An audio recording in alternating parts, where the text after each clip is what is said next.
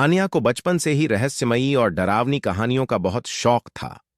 जबकि दूसरे बच्चे परियों, सुपर हीरो और जादुई राजकुमारियों की कहानियां पढ़ते थे, वह घंटों तक पुरानी, धूल भरी किताबों में लिपटी उन दंत कथाओं को पढ़ती रहती थीं जिनमें आत्माओं, रहस्यमयी खंडहरों और अंधेरे जंगलों की बात होती थी। जब उसके दोस्त डर से मुंह फेर लेते थे, तब वह उन बातों में और गहराई से डूब जाती थी। समय के साथ उसका यह जुनून प्रोफेशन में बदल गया। कॉलेज से निकलते ही उसने एक यूट्यूब चैनल शुरू किया, रहस्यमयी भारत। वह देश भर की डरावनी जगहों पर जाती, उनके पीछे की कहानियां खोजती, स्थानीय लोगों से बातचीत करती और अपने कैमरे में वह सब रिकॉर्ड कर लेती। उसकी खासियत थी कि वह डर को नकली तरीके से नहीं बेचती थी, ना चीख चिल्लाहट, ना हॉरर बैकग्राउंड म्यूजिक। जो देखती वही दिखाती। और शायद यही कारण था कि उसका चैनल कुछ ही सालों में लाखों लोगों तक पहुंच गया। उस रात वह एक पुराने श्मशान की डॉक्यूमेंट्री एडिट कर रही थी जब उसके लैपटॉप पर एक मेल पॉपअप हुआ। मेल की विषय पंक्ति थी, क्या तुम सच्चाई का सामना कर सकती हो? मेल के अंदर सिर्फ एक ही वाक्य था, अगर तुम्हें सच्ची डरावनी जगह देखनी है तो रविंद्रन भवन जाओ। यह हवेली दशकों से बंद है। आखिरी बार जो वहां गया था कभी लौटकर नहीं आया। ना कोई नाम, ना मेल की सही आईडी। सब कुछ जैसे किसी ने जानबूझकर छिपाया हो। अनया ने पहले तो इसे मजाक समझा, लेकिन उसकी जिज्ञासा ने उसे मजबूर कर दिया सर्च करने को। रविंद्रन भवन, एक नाम जो इंटरनेट पर धुंधले अक्षरों में दर्ज था। एक सुदूर गांव धौलपुर खुर्द में स्थित यह हवेली किसी जमाने में एक अमीर जमींदार की संपत्ति थी। 1975 में वहां का आखिरी परिवार एक रात अचानक लापता हो गया। न कोई शव मिला, न कोई सबूत। पुलिस ने जांच की, लेकिन कुछ हाथ नहीं लगा। तब से हवेली बंद पड़ी थी और आज तक कोई वहां रहने की हिम्मत नहीं कर पाया। ये जगह परफेक्ट है, अनया ने सोचा। अगले ही दिन वह रिसर्च में जुट गई। गांव के बारे में, हवेली के बारे में, वहां के मौसम, पहुंचने का रास्ता, मोबाइल नेटवर्क, सब कुछ। लेकिन हैरानी की बात थी कि उस जगह की तस्वीरें तक इंटरनेट पर मौजूद नहीं थीं। बस कुछ पुरानी खबरें और कुछ धुंधले किस्से। उसने ठान लिया, यही उसकी अगली फिल्म होगी। पर यह यात्रा बाकी सभी से अलग थी। अनया ने 2 दिनों में अपना सारा सामान तैयार कर लिया। 2 डीएसएलआर कैमरे, 2 बैकअप बैटरियां, एक ड्रोन, रात में शूटिंग के लिए इंफ्रारेड टॉर्च, एक स्लीपिंग बैग और मिनी टेंट, कुछ सूखा खाना और पानी, एक पुरानी डायरी जिसमें वह हर जगह के अनुभव खुद लिखती थी। उसने शूटिंग टीम को नहीं बुलाया। रविंद्रन भवन के लिए वह अकेले और निकलना चाहती थी। उसे विश्वास था, सच का सामना अकेले ही किया जा सकता है। धौलपुर खुर्द गांव पहुंचने में उसे 8 घंटे लगे। सड़कें खराब थीं और मोबाइल नेटवर्क भी गायब होता जा रहा था। गांव में दाखिल होते ही एक अजीब सी चुप्पी उसका स्वागत कर रही थी। छोटे छोटे घर, धूल भरी गलियां और लोगों की निगाहें, जैसे हर कोई उसकी मौजूदगी से असहज हो। वह सीधा एक चाय की दुकान पर गई। वहां बैठे एक बुजुर्ग से पूछा, माफ कीजिए, रविंद्रन भवन के शोर है? बूढ़ा आदमी सन्न रह गया। उसके हाथ से कप गिर पड़ा। आप वहां जाना चाहती हैं? जी हां, मैं एक डॉक्यूमेंट्री बना रही हूं। दुकानदार धीरे से बोला, बहन जी, वहां अब कोई नहीं जाता। पिछले साल जो सरपंच का बेटा गया था, वो अब पागल है। दिन में भी चिल्लाता है, कहता है दीवारों में से कोई बुलाता है। मैं ज्यादा देर नहीं रुकूंगी, बस थोड़ी शूटिंग करनी है, अनया ने विनम्रता से कहा।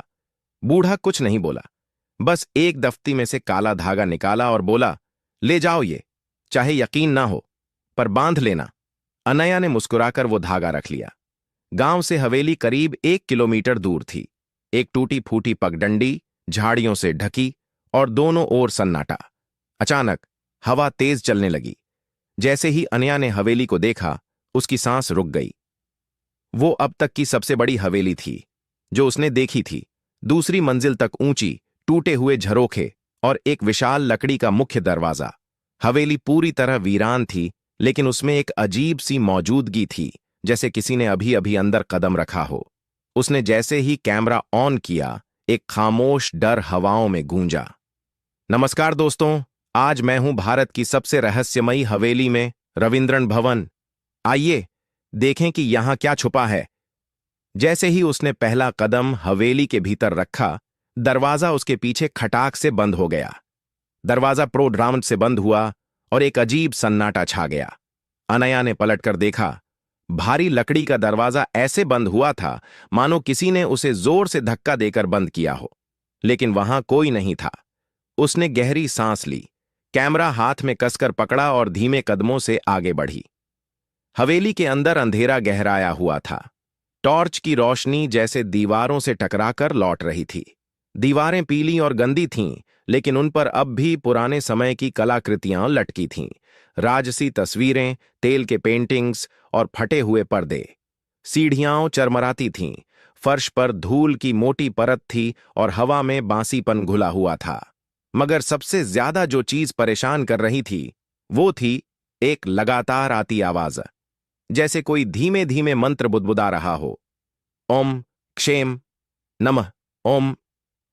अनया ने सोचा शायद ये उसका भ्रम है, लेकिन कैमरे के ऑडियो में भी वो बुदबुदाहट रिकॉर्ड हो रही थी। पहला कमरा उसने दाईं ओर खोला। वो शायद कभी बैठक हुआ करती थी। दीवारों पर बड़े बड़े फोटो फ्रेम लटके थे। राजसी कपड़ों में एक परिवार, एक पुरुष, उसकी पत्नी और 3 बच्चे। लेकिन जैसे ही उसने लाइट डाली, एक तस्वीर में कुछ अजीब देखा। उसमें मौजूद महिला की आंखें उसके कैमरे की तरफ घूर रही थीं और पलकें झपका रही थीं। उसका दिल जोर से धड़कने लगा। शायद कोई प्रकाश का प्रतिबिंब होगा, उसने खुद को तसल्ली दी।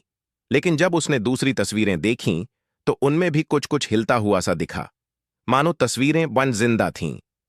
बैठक के कोने में एक पुराना डेस्क था। उस पर धूल से भरी एक मोटी चमड़े की डायरी रखी थी। अनया ने दस्ताने पहने और डायरी खोली। पहला पन्ना।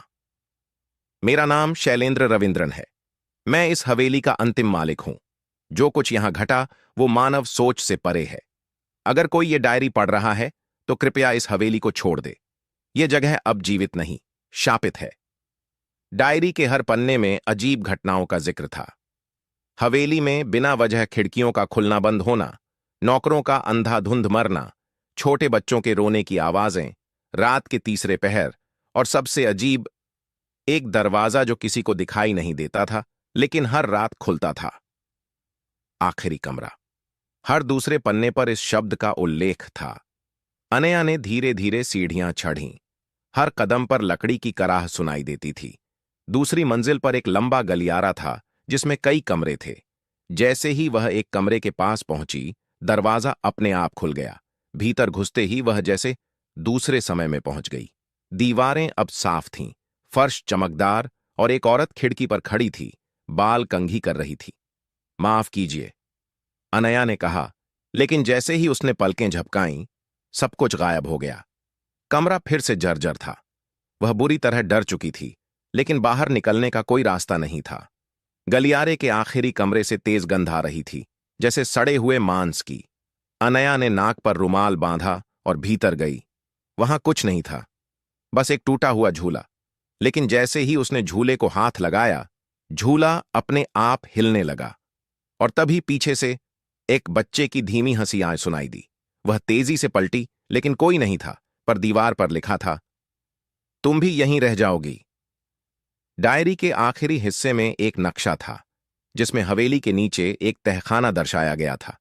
अनया ने फर्श पर पड्डिढ़ी एक ईंट को हटाया तो नीचे सीढ़ियां थीं। वो नीचे उतरी। हवा अब भारी हो चुकी थी। हर सांस जैसे कोई बोझ लेकर आती थी। तहखाने में दीवारों पर यज्ञमंडल बने हुए थे और एक जगह पर राख और हड्डियां रखी थीं। बीच में रखी थी एक विशाल दरवाजा, जिस पर लिखा था, यह है आखिरी कमरा। अनया ने उस दरवाजे को छूने की हिम्मत की। तभी हवा में तेज झोंका आया और चारों ओर गूंजने लगीं आवाजें, मातृका, संरक्षिता, अव्यक्त।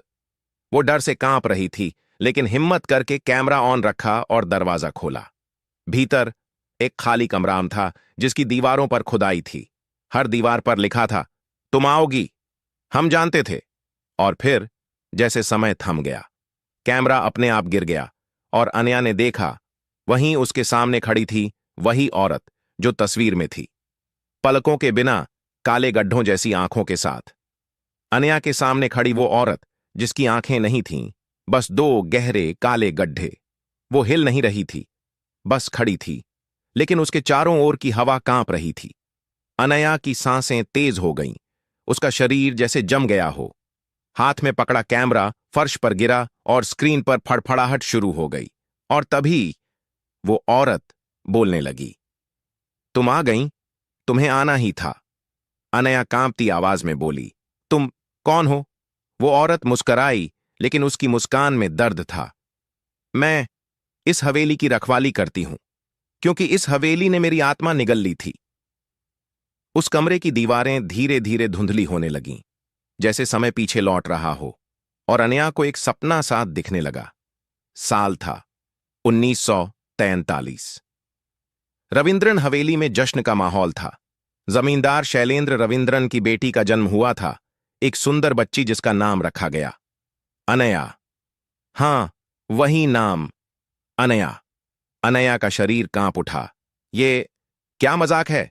उस दृश्य में शैलेंद्र, उसकी पत्नी और नवजात बेटी की पूजा हो रही थी। पंडित कह रहा था, यह बालिका विशेष है, इसके शरीर में अद्भुत शक्तियां हैं, परंतु इसकी रक्षा करनी होगी, नहीं तो अधूरी आत्माएं इसे पाने की कोशिश करेंगी। और तभी किसी ने धीमे स्वर में कहा, यह बालिका हमारी है, हमें लौटा दो। समय फिर बदला। अब हवेली में भय का माहौल था। नौकर चाकर एक एक करके मरने लगे थे। कोई छत से गिरा, कोई कुएं में मिला। लोग कहने लगे कि हवेली में फनपुरानी आत्माएं जाग चुकी हैं। पंडित ने फिर हवेली में पूजा रखवाई, पर पूजा के बीच में ही शैलेंद्र की पत्नी मालविका ने खुद को आग लगा ली, और उसके बाद हवेली में हर रात एक दरवाजा खुलने लगा। वही आखिरी कमरा। भूतरूपी औरत अब फिर से बोलने लगी। तुम जानती हो तुम क्यों यहां आई? अनया ने धीरे से सिर हिलाया। नहीं, क्योंकि तुम वही बच्ची हो। क्या? तुम शैलेंद्र रविंद्रन की ही संतान हो। जन्म के बाद तुम्हें एक साधु के पास छुपा दिया गया था, ताकि आत्माएं तुम्हें पा न सकें। पर अब तुम वापस आ गई हो, क्योंकि तुम्हारी आत्मा ने इस हवेली को कभी छोड़ा ही नहीं था। अब हवा ठंडी हो गई थी, दीवारें बुदबुदाने लगी थीं, कमरे में छाया घुमड़ने लगी थी। फिर एकाएक अंधेरा छा गया, और अनया खुद को एक आईनेमान के सामने खड़ी पाई। आईने में वो खुद को नहीं देख रही थी। वहां एक छोटी बच्ची थी, उसी की तरह चेहरा, पर आंखें काली और हाथों में खून लगा हुआ। बच्ची धीरे से बोली, तुमने ही मुझे छोड़ दिया था, अब मत भागो। अब हवेली की दीवारें थरथराने लगी थीं। हर दरवाजा अपने आप खुलने लगा। झूमते झरोखों से भूत जैसी आकृतियां बाहर आने लगीं। एक एक करके आत्माएं उस तहखाने में आ गईं। हर आत्मा की आंखों में जला हुआ अतीत था। उनमें से एक बुजुर्ग औरत बोली, हमें इस हवेली ने बांध रखा है, लेकिन तुम हमारे उद्धार की चाबी हो। अनया अब कांप रही थी। उसने कहा, मैं क्या कर सकती हूं? बच्ची की आत्मा फिर प्रकट हुई और बोली, आखिरी कमरा खोलो और अग्नि दो, तभी हम मुक्त होंगे। अनया ने डायरी के निर्देशों के अनुसार यज्ञ कुंड तैयार किया। हवेली के केंद्र में, उसी कमरे में जहां सब कुछ शुरू हुआ था, उसने मां के दिए काले धागे को अपनी कलाई पर कसकर बांधा, दियों को जलाया और वेदों के मंत्र पढ़े, जितना उसे डायरी से समझ में आया।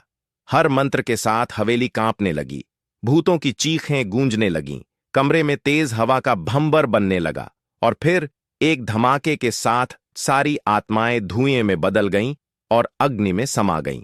अचानक हवेली शांत हो गई। सूरज की पहली किरण खिड़की से भीतर आई। अनया अभी भी उसी यज्ञ स्थल पर बैठी थी, पसीने से भीगी लेकिन जिंदा। उसने कैमरा उठाया और देखा कि सब रिकॉर्ड हो चुका था। गांव लौटने पर चाय वाला बूढ़ा उसे देखकर मुस्कुराया। तुमने कर दिखाया बिटिया, हवेली अब मुक्त है। अनया ने जवाब नहीं दिया, वह बस चुपचाप मुस्कुराई। अनया ने शहर लौटकर सब कुछ एडिट किया, हर पल की रिकॉर्डिंग। पर जब वह वीडियो अपलोड करने लगी, सर्वर बार बार क्रैश होने लगा। फिर एक अजीब बात हुई। हर बार जब वह वीडियो देखने लगती, तो स्क्रीन पर सिर्फ एक ही शब्द उभरता, तुम लौट आओगी। हवेली से लौटे कई हफ्ते बीत चुके थे, लेकिन अनया की जिंदगी अब पहले जैसी नहीं रही। वो रातों को सो नहीं पाती थी। हर बार आंखें बंद करने पर वही बच्ची दिखाई देती, काली आंखें, खून से सने हाथ और एक ही सवाल, अब क्या करोगी अनया? एक सुबह जब अनया ने उठकर शीशे में देखा तो कुछ बदला हुआ था। उसकी आंखों की पुतलियां हल्की भूरी होने लगी थीं, एक रहस्यमय आभा के साथ। जब वह बाहर गई तो कुछ अजीब हुआ। सामने के पेड़ पर बैठा कौवा अचानक गिर पड़ा। उसे छूते ही वो जिंदा हो गया और उड़ गया। अनया घबरा गई। उसने अपने शरीर में कुछ नई ऊर्जा महसूस की, एक अलौकिक शक्ति जो पहले कभी नहीं थी। उस रात उसे फिर एक ईमेल मिला। इस बार भेजने वाले का नाम था मैं। ईमेल में बस एक वाक्य था, रविंद्रन हवेली ने तुम्हें शक्ति दी है, लेकिन कीमत अब भी बाकी है। नीचे एक लिंक था, एक और जगह की लोकेशन। नाम था संध्या छाया, वो कुआं जहां आत्माएं इंतजार करती हैं। लोकेशन पर जाने से पहले अनया ने एक पुराने साधु से मिलने का सोचा, वही जिसने उसे बचपन में पाला था। वो साधु अब हिमालय में एक छोटी कुटिया में रहता था। जब अनया पहुंची तो साधु ने आंखें बंद कर लीं और बोला, तू अब लौट चुकी है। शक्ति के साथ तू अब संतुलन बनाएगी या सब कुछ नष्ट कर देगी? अनया ने पूछा, ये शक्ति आई कैसे? साधु ने बताया, रविंद्रन हवेली एक आत्मिक द्वार था। वहां की आत्माएं वर्षों से बंद थीं। तू उनका रक्त है, तू ही द्वार खोल सकती थी और तूने खोला। अब तू केवल मानव नहीं रही, तू जस्से तू मत बन गई है, जीवित और मृत के बीच। अनया उस लोकेशन पर पहुंची, एक सुनसान सूखी जमीन पर बना एक प्राचीन कुआं। गांव वाले कहते थे, शाम के बाद यहां से किसी बच्चे की रोने की आवाज आती है और जो सुने वो लौटता नहीं। अनया शाम को ही वहां पहुंची। कुएं के पास जमीन पर कुछ पुरानी लिपियों में खुदाई थी। उसने कैमरा ऑन किया और पढ़ना शुरू किया। जहां जीवन रुक जाए वहां आत्मा भटके। संध्या छाया वह बिंदु है जहां समय भी डरता है। अनया ने एक रस्सी बांधी और कुएं में उतरने लगी। कई मीटर नीचे एक गुफा थी, ठंडी, अंधेरी और सन्नाटे से भरी। वहां दीवारों पर नाम खुदे थे, हजारों नाम। हर नाम के नीचे एक तारीख, और हर तारीख मृत्यु की थी। फिर एक नाम पर उसकी नजर पड़ी, अनया रविंद्रन, मृत्यु, आज। उसने डरते हुए आगे कदम बढ़ाया। अचानक सामने दीवार गायब हो गई और एक बड़ा द्वार उभरा, वैसा ही जैसा आखिरी कमरे में था। उसके आसपास लाल रोशनी चमकने लगी और हवा में चीखें भर गईं। फिर एक चेहरा सामने आया, उस बच्ची का जो बार बार दिखाई देती थी। बच्ची मुस्कुराई और बोली, ये सिर्फ शुरुआत है, तुम्हें अब संतुलन बनाना है। आत्माएं जाग चुकी हैं और उनका द्वार खुला है।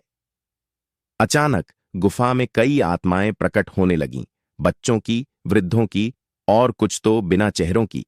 वे सब अनया को घेरने लगीं और बोलीं, हमें मुक्ति चाहिए, हमें मार्ग दिखाओ या हमें अपने साथ ले चलो। अनया ने दोनों हाथ उठाए। एक सुनहरी रोशनी उसके शरीर से निकलने लगी। उसने पहली बार अपनी शक्ति का इस्तेमाल किया। उसने आत्माओं की कराहों को शांति में बदला। हर आत्मा एक एक करके उस रोशनी में समा गई। अंत में बची वही बच्ची जो अब शांत थी। उसने अनया से कहा, तू अब सिर्फ इंसान नहीं, तू ध्वनि है, तू ज्योति है और तू दरवाजा है। जब अगली बार कोई आएगा तू उसका मार्गदर्शन करेगी, जैसे मैं तेरा कर रही थी। और बच्ची धुंध में विलीन हो गई। अनया कुएं से बाहर निकली। अब वह पहले जैसी नहीं थी। उसकी आंखों में तेज था, शरीर में हल्कापन और मन में सन्नाटा। उसने तय किया, अब वह सिर्फ वीडियोज नहीं बनाएगी, अब वह आत्माओं को मुक्ति देगी। उसने अपने यूट्यूब चैनल का नाम बदला। रहस्यमयी भारत अब बना मुक्ति पथ। अब हर हफ्ते वह किसी नई रहस्यमयी जगह जाती, वहां की आत्माओं से संपर्क करती और उनका उद्धार करती। लोग कहते, उसका वीडियो देखने के बाद उन्हें सपनों में शांति मिलती है। रात को सोते समय कभी कभी वो आवाज आती है, एक आखिरी आत्मा बाकी है जो सिर्फ तुझे ही बुला सकती है। अनया अब बदल चुकी थी। वह अब सिर्फ एक यूट्यूबर नहीं थी, अब वह एक आत्मिक पथदर्शिनी बन गई थी। हर सप्ताह वह किसी नई रहस्यमयी जगह जाती, आत्माओं से संवाद करती और उन्हें शांति देती। लोग उसे अब मुक्तिदात्री कहने लगे थे, लेकिन भीतर कहीं एक गूंज अब भी थी, एक ऐसी आवाज जो हर मुक्ति के बाद और तीव्र हो जाती। अब मेरी बारी है, मुझे मत भूलना। एक दिन उसे एक अजीब सा लिफाफा मिला, न कोई पता, न मुहर, बस एक पुरानी जली हुई कागज की चिट्ठी। तू सबको मुक्ति दे रही है, पर मैं अब भी बंद हूं। तूने ही मुझे बंद किया था, याद नहीं? साथ में एक खून से सना नक्शा था, एक जगह जो गूगल मैप्स में नहीं थी, उसका नाम शापित चौपाल। अनया जब उस नक्शे के अनुसार पहुंची तो एक वीरान गांव मिला, हर घर बंद, हर खिड़की पर लटके ताले। लेकिन चौपाल बीच में थी, एक बड़ा चबूतरा जिसके चारों ओर टूटी फूटी मूर्तियां थीं। जैसे ही अनया ने वहां कदम रखा, हवा बदल गई, पंछी उड़ गए, पेड़ झुक गए और घड़ी की सुइयां रुक गईं। चौपाल के बीच में एक परछाई बनी। अनया ने जैसे ही पत्थर पर हाथ रखा, वह बेहोश हो गई। उसने खुद को एक बर्फीली गुफा में पाया, जिसमें असंख्य टॉर्च जल रही थीं। हर टॉर्च में एक आत्मा की चीख समाई हुई थी। फिर एक लड़की आई, आदिवासी परिधान में, गले में हड्डियों की माला, बाल बर्फ से सफेद। मैं आयला हूं, तू सत्य जानती है, इसीलिए मैं तुझसे बात कर सकती हूं। अनया ने पूछा, तू मुक्त क्यों नहीं हो पाई? आयला ने जवाब दिया, मेरे कबीले ने मेरी शक्ति को शाप समझा। उन्होंने मुझे जीते जी दफना दिया। मैं हर आत्मा की रक्षा करना चाहती थी, लेकिन अब मैं खुद एक आत्मा बन चुकी हूं। आयला ने कहा, यदि तू वास्तव में मुक्तिदायिनी है, तो तू मेरी पीड़ा को सहन कर सकती है। क्या तू तैयार है? अनया ने सिर हिलाया। तभी हवा में एक सफेद रोशनी लहराई और अनया का शरीर कांपने लगा। उसने देखा, वो अब आयला के शरीर में थी। उस क्षण में वह, जब उसे जिंदा दफनाया जा रहा था, कबीले के लोग उसके ऊपर बर्फ डाल रहे थे और वह चिल्ला रही थी, मैं तुम्हें बचाना चाहती हूं, मैं राक्षस नहीं। अनया ने वो दर्द, वो घुटन, वो अकेलापन महसूस किया और उसकी आंखों से आंसू बह निकले। जैसे ही दृश्य समाप्त हुआ, अनया की आंखें खुलीं। उसके सामने आयला खड़ी थी, अब शांत और मुस्कुराती हुई।